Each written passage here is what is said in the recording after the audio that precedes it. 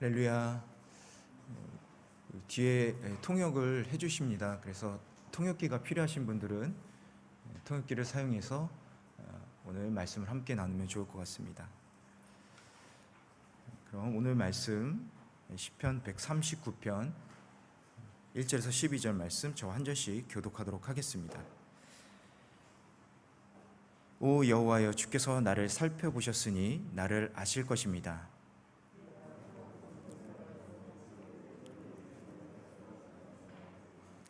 주께서는 내가 길을 다니는 것과 내가 눕는 것을 아시니 내가 하는 모든 일을 샅샅이 알고 계십니다.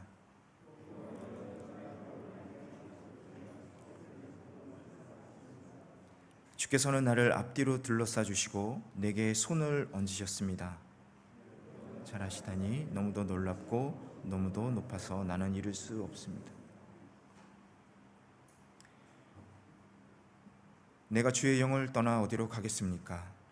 내가 주 앞을 떠나 어디로 피하겠습니까? 거기에 계시며 지옥의 잠자리를 마련해도 거기에 계십니다. 내가 새벽 날개를 타고 바다 저 끝에 내려앉더라도 주의 오른손으로 나를 꼭 붙드실 것입니다. 내가 어둠이 나를 가리고 밤이 나를 둘러달라 해도 어둠조차 주로부터 숨지 못하며 밤도 나처럼 환하게 빛날 것입니다. 주께는 어둠이나 빛이나 다를 바 없으니 말입니다. 아멘. 어느 수도원 원장이 한 제자만 유독 아끼고 사랑했다면서 다른 제자들의 불만이 아주 컸습니다. 제자들이 원장을 찾아서 하루는 불평을 했는데요. 저 아이는 우리보다 배운 것도 없고 또 행동도 느리고 말도 어눌합니다. 제대로 못합니다. 그런데 왜 저 아이를 저렇게 소중하게 생각하십니까? 그러자 원장은 제자들의 손에 작은 새를 한 마리 쥐어주면서 이렇게 말했습니다. 오늘 저녁까지 아무도 보지 않는 곳에 가서 새를 죽이고 돌아와라. 그러면 너의 말을 내가 들어주겠다. 제자들은 모두 손쉽게 임무를 완수했습니다. 그런데 다 함께 모인 저녁 시간, 어디선가 작은 새소리가 들리는 거죠. 원장이 편애했다던 그 제자의 손에는 아직도 그 작은 새가 있었던 겁니다. 모두가 원장의 간단한 지시도 지키지 못한 그 제자를 향해서 비웃으면서 이렇게 얘기했습니다. 넌 그것도 제대로 못하니?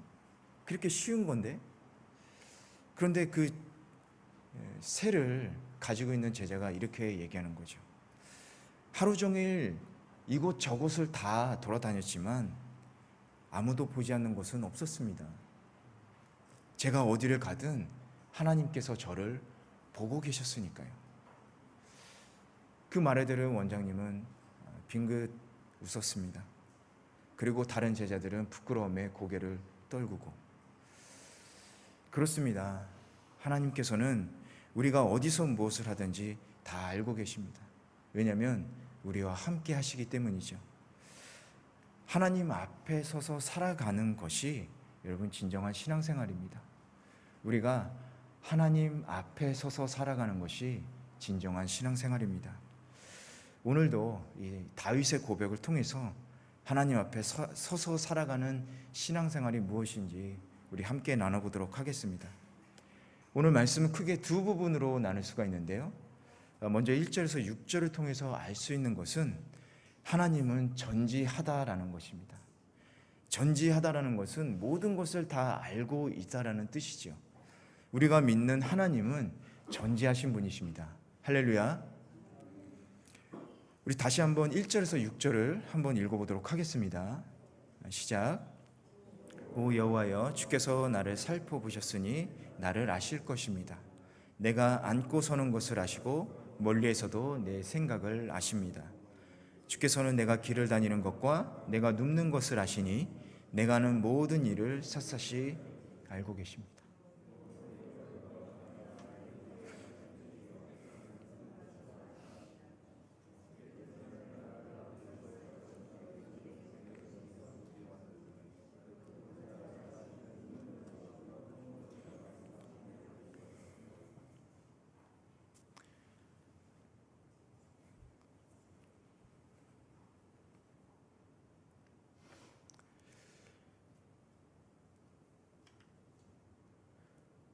우리가 10개의 물속은 알아도 한 개의 사람 속은 알 수 없다, 이런 속담이 있지 않습니까? 죄송한데 슬픈 얘기가 아닌데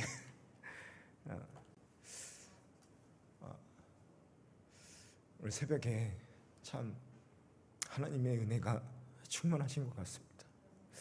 찬양을 듣는데 마음이 너무 감사하고 은혜가 충만했습니다. 오늘 말씀처럼 하나님이 여기 계시구나.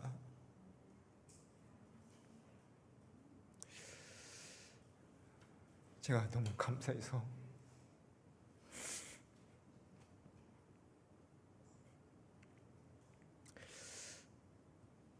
열 개의 물속은 알아도 한 개의 사람 속 모른다고 우리 얘기하지 않습니까? 다른 사람의 생각만큼 우리가 알기 어렵다는 거죠. 다니엘서 11장 27절을 보더라도 이런 얘기가 써 있습니다. 두 왕이 밥상에서 함께 밥을 먹는데 음식을 먹으면서 서로를 해할 생각을 하고 있다. 그렇게 써 있습니다. 얼마나 무서운 얘기입니까? 이처럼 알기 어려운 것이 사람의 생각이지만, 그런 하나님 앞에서 드러나지 않는 생각은 하나도 없다라고 시인은 말하고 있는 것이죠. 그것은 하나님은 모든 사람의 마음을 꿰뚫어 보시기 때문에 그렇습니다. 사람은 자신의 생각을 다른 사람에게 감출 수가 있죠. 하지만 사람은 하나님 앞에서 생각을 감출 수는 없는 것입니다. 1절을 보니까 주께서 나를 살펴보셨으니 나를 아십니다, 이렇게 말씀을 하십니다.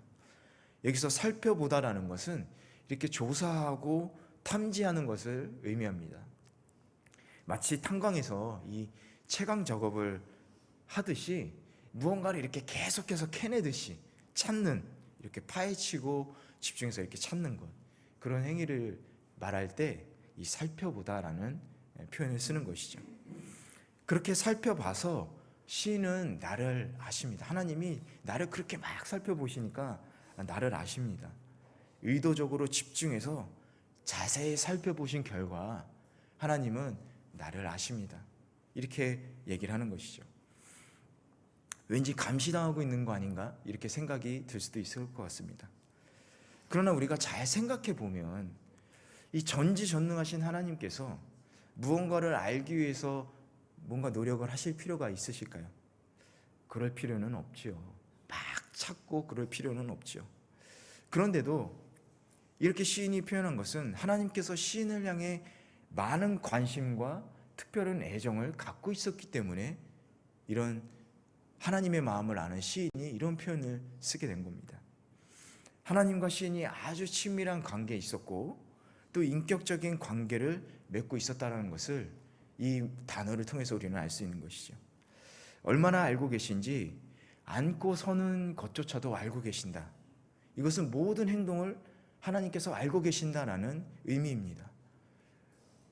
왜 모든 행동을 다 알겠습니까? 우리 옛날에 가요에도 있지만 앉으나 서나 당신 생각, 앉으나 서나 당신 생각, 이런 노래 있지 않습니까? 그냥 눈이 계속 따라가는 거죠. 앉으나 서나 앉으나 서나. 그 사랑하는 사람이 앉든지 서든지 걷든지 계속 눈이 가는 거죠. 얼마나 사랑하면 눈이 계속 이렇게 그 사람을 주시하겠습니까? 또 길을 다니고 눕는 것까지 너무 사랑하는 거죠. 그 정도로 사랑하고 두 사람은 아주 친밀하고 그런 어떤 행동을 하는지까지도 정확하게 알고 있다라는 것입니다. 그것은 감시가 아니라 사랑인 것이죠. 우리를 책망하기 위해서 살피는 것이 아니라 이 사랑하는 사람이, 사랑하는 우리가 행여나 잘못되지 않을까? 행여나 다치지는 않을까? 그래서 눈을 뗄 수가 없는 것이죠. 마치 아장아장 걸어다니는 아기를 부모가 계속 지켜보듯이 아기가 행여나 넘어지지 않을까? 심하게 잘못된 길로 가서 심하게 다치지 않을까? 염려하는 마음이 하나님의 마음인 것이죠. 5절에 보니까 주께서는 나를 앞뒤로 둘러싸 주시고 내게 손을 얹으셨습니다. 이렇게 말하고 있습니다. 이 말씀은 보호해 주시고 축복해 주시는 것을 의미합니다. 우리를 사랑하시고 구원해 주신 하나님은 이 정도로 저와 여러분을 사랑하고 계시는 것이죠. 이게 얼마나 감사한 일입니까? 우리 하나님 너무 멋지신 분이십니다. 이 전지의 능력을요, 우리 같은 사람을 위해서 사용하고 계시는 거예요. 다른 걸로 해도 바쁘실 텐데 우리 사랑하시니까 우리 한 사람 한 사람을 이렇게 지켜봐 주시고 두 팔로 돌봐 주시고 축복해 주시는 것입니다. 뿐만 아니라 하나님은 우리가 실제로 하는 말도 듣고 아시고 못하는, 우리가 말하지 못하는 말도 하나님은 아십니다. 그래서 우리가 좋은 말을 하든지 나쁜 말을 하든지 다 듣고 알고 계시는 것이죠. 또한 우리가 말할 수 없는 아픔과 고통도 하나님은 다 알고 계십니다.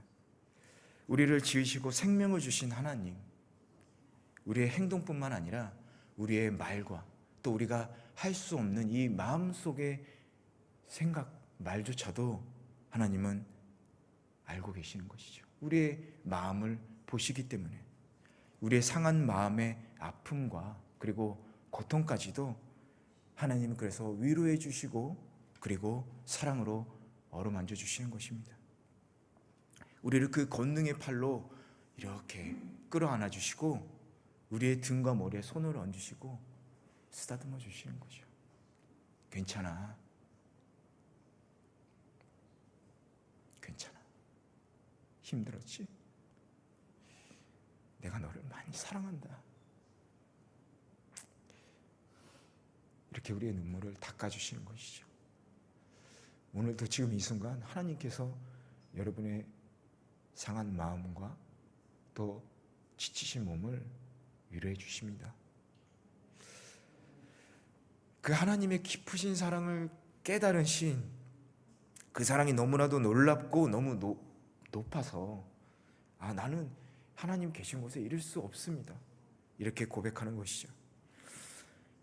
여러분, 이런 하나님의 사랑을 여러분이 앉으실 때나 여러분이 서실 때, 여러분이 길을 걸으실 때나 여러분이 누워서 쉬실 때, 여러분 이 놀라우신 하나님의 사랑을 여러분은 거꾸로 생각하고 계십니까? 반대로 이런 하나님의 사랑이 난 좀 부담스러워요, 이렇게 생각하실 수도 있겠습니다. 여러분, 지금 이 시간 우리를 사랑하시고 크게 두 팔 벌려 안아주시는 하나님 아버지의 그 놀라우시고 사랑이 가득한 그 품 안에 안기시길 바랍니다. 여러분, 힘든 거 말하지 않아도 괜찮습니다. 하나님이 다 아십니다. 그냥 그 넓고 그 따뜻한 팔에 여러분 그냥 안기시면 됩니다. 그 놀라운 사랑을 간구하는 모든 우리 성도님들에게 하나님의 따뜻한 위로와 또 사랑이 함께 하시기를 간절히 축원합니다. 우리 7절에서 13절 7절에서 13절은 편재하시는 하나님에 대해서 시는 말하고 있습니다. 편재하시는 하나님이란 어느 한 장소에만 머무르는 것이 아니라 두루 존재하시는, 어디든지 계시는 하나님을 나타내죠. 존재하신 하나님은, 모든 것을 아시는 하나님이 언제 어디서나 우리와도 함께 하시는 하나님이다라는 것입니다. 할렐루야. 7절에서 13절 다시 한번 읽어보겠습니다. 시작. 내가 주의 영을, 내가 주 앞을 떠나 어디로 피하겠습니까? 거기에 계시며 지옥의 잠자리를 마련해도 거기에 계십니다. 내가 새벽 날개를 타고 바다 저 끝에 내려 앉더라도 어디에서든지 주의 손이 나를 인도하시며 주의 오른손으로 나를 꼭 붙드실 것입니다. 내가 어둠에게 나를 가리고 밤에게 나를 둘러달라 해도 어둠조차 주로부터 숨지 못하며 밤도 낮처럼 환하게 빛날 것입니다. 주께는 어둠이나 빛이나 다를 바 없으니 말입니다. 이 7절 말씀은 도망칠 곳이 없다, 하나님에게서 이렇게 떠나고자 하는 의미가 아니라 어디를 가더라도 하나님께서 함께 하시기 때문에 하나님에게서는 결코 벗어날 수 없다라는 것을 강조하는 표현입니다. 제일 높은 하늘이나 또 가장 낮은 지옥에더라도 하나님은 우리와 함께 하시기 때문인 것이죠. 그런데 시인이 가장 높은 하늘, 가장 낮은 땅이라고 안 하고 가장 낮은 지옥이라고 굳이 표현한 것은 이 히브리인들에게 있어서 지옥이라는 것은 하나님의 은혜나 도움으로부터 완전히 떨어져 나간 곳으로 그들은 인식을 하고 있었습니다. 그런데 심지어 이 지옥에 있을지라도 하나님께서 함께 계신다라고 시인은 지금 선언하고 있는 겁니다. 무슨 얘기냐? 어떤 극한 상황 속에서도 하나님과 분리해서는 생각할 수 없다라고 시인은 고백하고 있는 것이죠. 9절에 새벽 날개를 타고는 새벽에 햇살이 비추는 이 속도처럼 이 새벽 날개를 탄다. 새벽에 이렇게 동이 틀 때 햇살이 팍 올라오지 않습니까? 그것처럼 그런 빠른 속도로 날아가더라도 이 하나님의 임재와 현존을 우리가 피할 수 없다라고 얘기하는 것이죠. 바다의 저끝, 바다의 저끝은 세상 끝을 의미하죠. 세상 끝으로 가더라도 하나님의 권능의 이 오른손, 즉 하나님의 보호와 축복이 나와 함께 하신다라고 시인은 말하고 있는 것입니다. 그 하나님이 지금 우리와도 함께 하시는 것이죠. 여러분, 세상의 어둠이 우리를 절망에 빠뜨리더라도 또 아무도 도울 수 없는 그런 상황에 처하더라도 하나님은 우리를 찾으시고 절망에서 건져주시고 그리고 희망을 주시고 함께 하는 것입니다. 우리는 환경이 어렵거나 또 고통이 계속되면 하나님은 과연 우리와 함께 하시나? 이렇게 의심을 품을 때가 있죠. 하나님은 정말 우리를 도와주시는가? 이렇게 생각하기도 합니다. 너무 다급한 마음에 기도를 드렸는데 응답이 없으니까 이제는 내가 하고 있는 기도조차도 의심을 하게 되죠. 그러나 하나님은 우리의 기도에 귀를 기울이시고 여러분 응답하시는 분이심을 믿으시기 바랍니다. 여러분, 기도라는 것은 이 태아의 탯줄과도 같은 겁니다. 하나님과 우리를 연결시켜주는 것이 바로 기도예요. 여러분, 탯줄이 없는 태아를 상상할 수 있습니까? 마찬가지로 기도하지 않는 성도는 상상할 수 없는 거죠. 기도는 성도의 생명줄이기 때문에 그렇습니다. 하나님과 연결하는 생명줄인 거예요. 이 기도를 통해서 하나님의 은혜를 우리는 공급을 받아야 합니다. 하나님의 마음을 우리가 전달받아야 되는 거예요. 하나님의 뜻이 무엇인지 기도를 통해서 알아야 되는 겁니다. 특히 고난 중에 우리가 기도를 해야 되는 것, 바로 이런 이유인 거죠. 우리 생명을 공급받아야 되거든요. 어렵고 힘들 때일수록 하나님의 생명을 우리가 공급받아야 하는 것입니다. 그러나 우리가 기도를 하더라도 하나님의 방식으로 이루신다는 것은 우리가 믿어야 하는 것이죠. 그것만 여러분 믿으시기 바랍니다. 그리고 우리에게 필요한 것은 하나님께서 나와 함께 하신다. 하나님께서 나를 도우신다는 그 믿음만이 우리에게 필요한 것이죠. 마음속의 모든 의심을 버리고 간절히 주님을 의지하며 기도할 때 여러분 놀라운 응답을 받으시기를 축원합니다. 마지막 12절을 보니까 어둠조차 주로부터 숨지 못하며 밤도 낮처럼 환하게 빛날 것입니다. 주께는 어둠이나 빛이나 다를 바 없으니 말입니다. 여러분, 주님은 빛이십니다. 생명의 빛으로 이 세상에 오셨습니다. 이 12절에 환하게 빛난다는 것은 도움이 주님에게서부터 온다라는 거죠. 어둠이 몰려가듯이 빛으로 몰려가듯이 빛 대신 주님께서 우리를 도우신다라는 거예요. 우리에게는 예수님께서 함께 하십니다. 그 어떤 전문가나 이 책략과 비교할 수 없는 하나님이신 예수님께서 우리와 함께하고 계시는 거예요. 여러분, 우리는 이 사실을 잊어서는 안 됩니다. 인생의 바닥에 내려갔을 때라도 아무것도 남아있지 않을 것 같은 때라도 나에게는 예수님이 함께 계신다. 이 말 한마디가 우리를 붙들어 주는 거예요. 제가 설교 도중에 하나님의 사랑이 부담될 수 있습니다, 이런 얘기를 했죠. 혹시 이런 하나님의 우리 함께 하시는 사랑, 우리를 살펴보시는 사랑 부담되시나요? 이렇게 질문을 드렸죠. 혹시 부담 가지시는 분이 있다면 하나님의 사랑을 잊고 있지 않나 한번 생각해 보시기 바랍니다. 여러분, 사랑의 반대말이 뭔지 아세요? 이렇게 물으면 대부분의 사람들이 이렇게 대답을 하죠. 안 사랑해? 아니면 무관심? 이렇게 대답을 합니다. 그런데 사랑의 반대말은 뜻밖에도 사랑했어 라고 합니다. 사랑했어. 과거형이죠. 사랑의 과거형입니다. 사랑했어. 사랑의 반대말은 사랑했어라는 겁니다. 여러분, 우리들 신앙에서 정말로 중요한 것은 지금 이 순간 주님을 사랑하는 거예요. 사랑했었다가 아닙니다. 사랑과 거리가 먼 삶을 살면서도 예전에 그 사랑했던 그 기억만을 떠올리면서 여전히 사랑하고 있다라고 생각한다면 그것은 착각인 것이죠. 사랑했다는 기억 속에 갇혀 살아가는 것이야말로 진정한 사랑을 가로막는 장애물이 될 것입니다. 죄송합니다. 그것은 사람 앞에서도 또 주님 앞에서도 마찬가지죠.